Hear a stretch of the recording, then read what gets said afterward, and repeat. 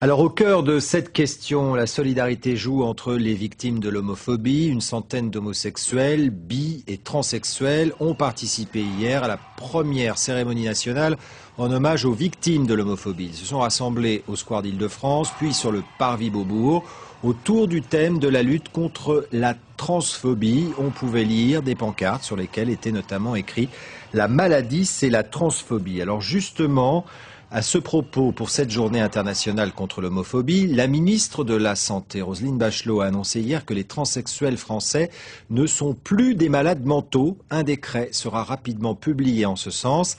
Invité de ce 19-20 pour réagir à cette annonce, Pascale Ourby. Pascale Ourby, bonsoir. Bonsoir. Alors, vous avez été candidate aux élections municipales de 2008. Vous êtes candidat aux élections européennes en Île-de-France de juin prochain, au titre de représentante d'une association intertrans. Qu'est-ce que cela vous fait-il aujourd'hui de ne plus être considérée comme une malade mentale? Eh bien, écoutez, quand je vois les autres candidats, certains candidats, je voudrais dire, j'ai pas l'impression d'être seul et j'ai pas l'impression d'être pire.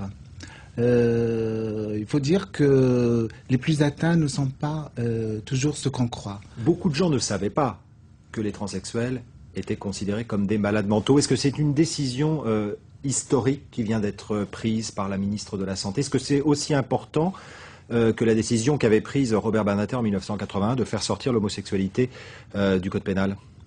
Vous savez, c'est bien les symboles, c'est une bonne décision, je pense, pour faire dans le symbolique. C'est très bien de l'avoir fait, mais maintenant, moi, je modère cet effet d'annonce.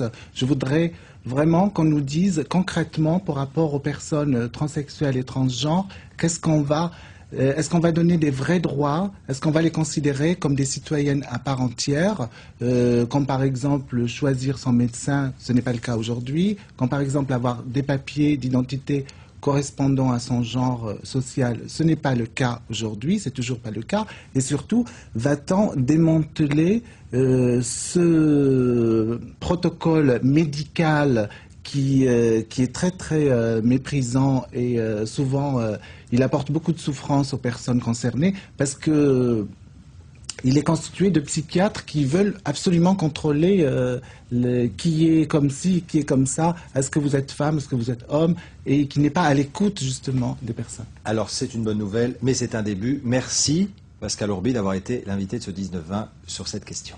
Merci. Voilà, cet entretien a été